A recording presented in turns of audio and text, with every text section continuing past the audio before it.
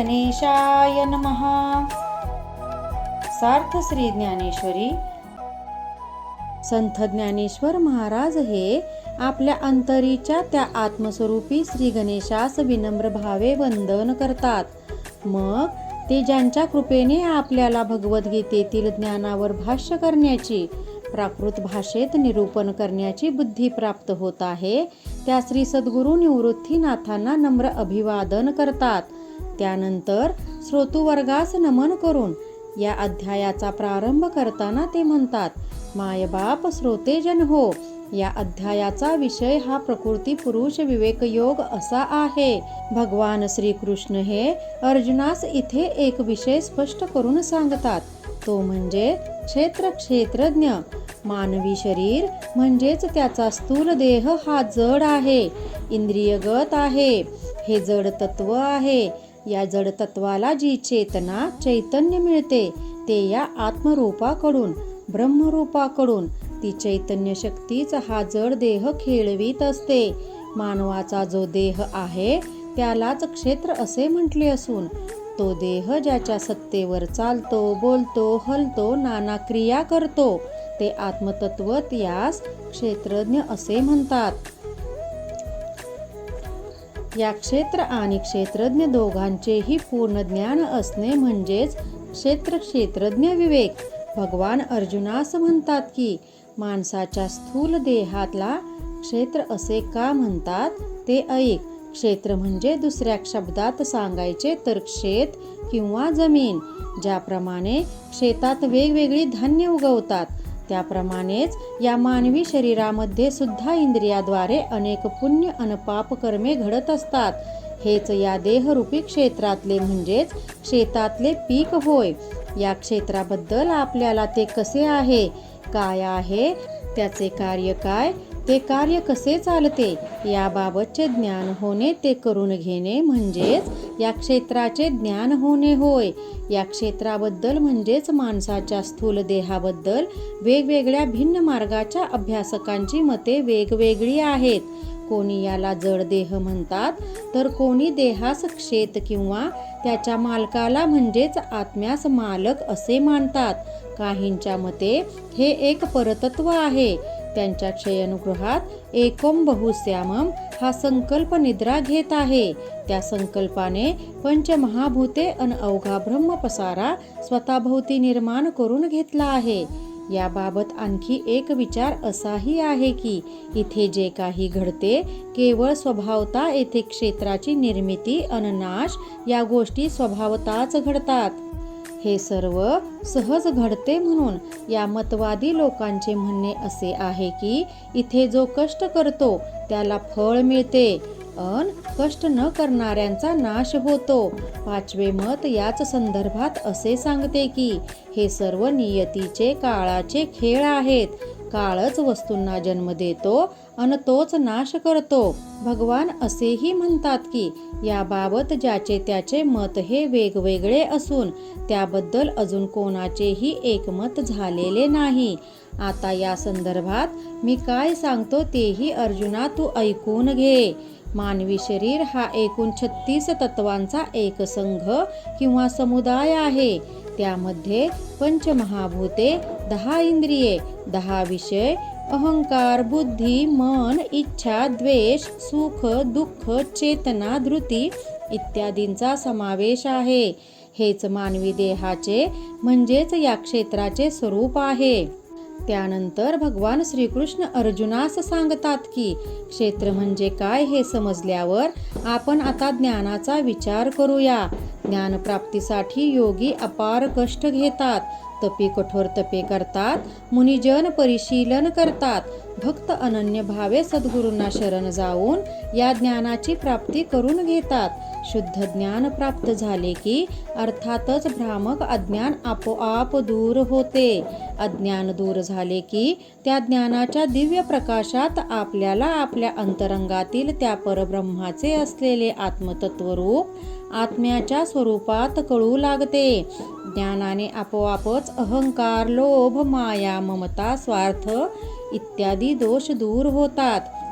साधक उपासक भक्त अनभाविकास अवघे जीवन भक्तिमय होऊन वेगळ्याच सौख्य सुखाची अनुभूती प्रत्ययास येते. मी म्हणजे जीव ही जी अज्ञान अवस्था असते ती आत्मज्ञानाने दूर होते.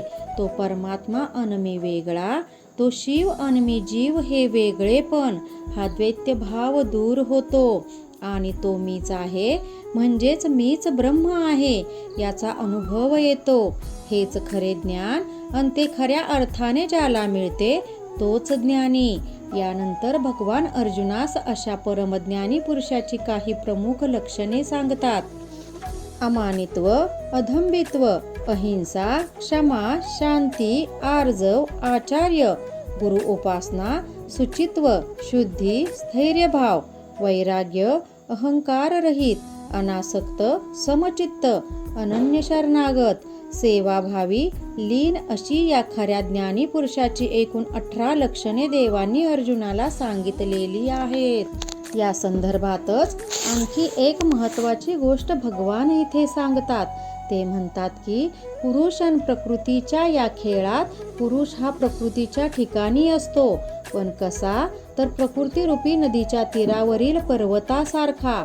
पर्वताचे बिंब नदीच्या पाण्यात पडते. नदी प्रवाहित आहे, ती प्रवाहाबरोबर वाहत जाते, पण पुरुष जो पर्वत रूपाने काठावर उभा आहे, ज्याचे प्रतिबिंब नदीच्या पात्रात पडले आहे, तो काही वाहून जात नाही. प्रकृती ही जशी उत्पन्न होते तशी ती कालांतराने नाश पावते, परंतु जो पुरुष आहे, जो या विश्वाचा नियंता आहे, तो मात्र कायम राहतो. जो साधक, उपासक, अभ्यासक, भक्त अनभाविक या परमपुरुषाला ओळखतो पण प्रकृतीही यापेक्षा निराळी आहे हे जाणतो, तो क्षेत्र चालवणारे क्षेत्रज्ञ कोण हे समजून घेतो, तोच खरा अनेक ज्ञानवंतामधला श्रेष्ठ ज्ञानी होय. भगवान पुढे असेही म्हणतात की बा अर्जुना, आता आपण ज्ञेय म्हणजे काय, कोण ते पाहूया. ज्ञेय म्हणजे ज्याला जाणून घ्यायचे तो कोण तर तो परमात्मा. ह्या परमात्म्याचे संपूर्ण ज्ञान त्यांच्या खानाखुणा या ज्ञानाशिवाय कळत नाहीत. त्याची ओळख एका ज्ञानाशिवाय अन्य कोणत्याही साधन उपायांनी होत नाही. एकदा का जीवास हे ज्ञान झाले, तो परमात्मा कळाला, त्याचे आत्मस्वरूप, त्याचा देहातील चैतन्य रूपाने असलेला निवास हे कळले की तो जीव आणि त्यांचे जीवन हे खऱ्या अर्थाने कृतार्थ होते. हे ज्ञेय म्हणजेच परमात्मा स्वरूप. हे निराकार, शुद्ध, बुद्ध, रंगरूप, अनगुणातीत, अव्यक्त अन अविनाशी आहे.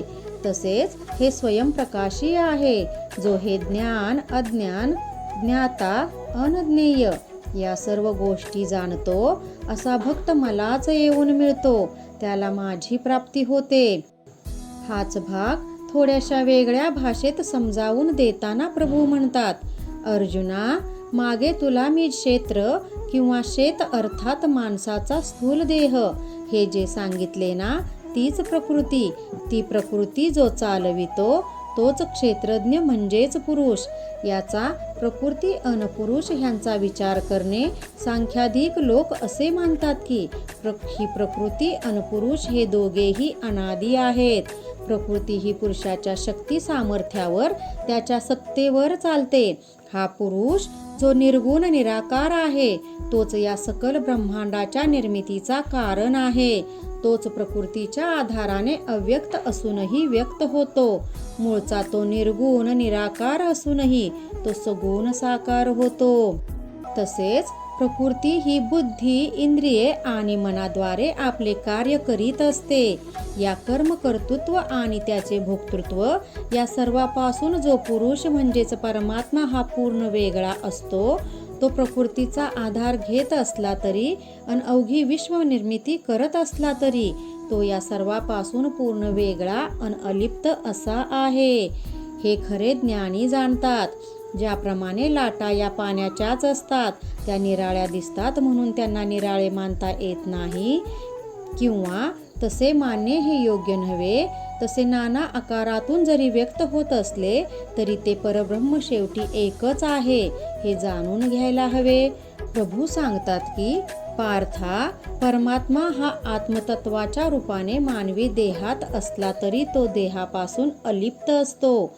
देह हा नाशिवंत आहे, तो कालांतराने नाश पावतो, पण देहातले आत्मतत्व हे अविनाशी आहे, ते नाश पावत नाही. क्षेत्र म्हणजेच देह कल्पनांना मागे सारून जो भक्त देहातल्या परमात्म्याला म्हणजेच क्षेत्रज्ञाला जाणतो त्याला ज्ञानवंत म्हणतात. ज्याला प्रकृती अन पुरुष ह्यांच्यामधली लक्षणे नीटपणे समजली ते परब्रह्मरूप होतात. त्यांना सर्व वस्तू प्रतिबिंबित झालेले ते ब्रह्मतत्व उघड उघड दिसत असते. त्या ब्रह्मयाचे ज्ञान होणे हे फार महत्त्वाचे आहे. ज्ञानेश्वर महाराज म्हणतात की या प्रकारे अमोघ असे ज्ञानामृत पाजून भगवंतांनी अर्जुनास आपल्या अंतरीची ठेव दिली. तो ज्ञान ठेवा त्यांनी जणू या हृदयीचा त्या हृदयी घातला. प्रभूंनी आपल्या अंतरीचे ज्ञान अर्जुनाच्या हृदयात घातले. या दोन हृदयांच्या स्वानंद सुख निवेदन अन श्रवण सुखात भगवान श्रीकृष्ण अन श्रोता अर्जुन हे दोघे पार रमून गेले होते.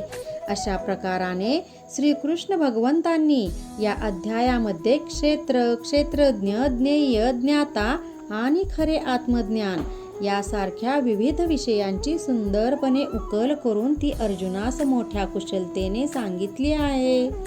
इथे श्रीमद भगवत गीतेवरील 13व्या अध्यायाचा कथाभाग पूर्ण होतो. रामकृष्ण हरी. गीता भागवत ज्ञानेश्वरी.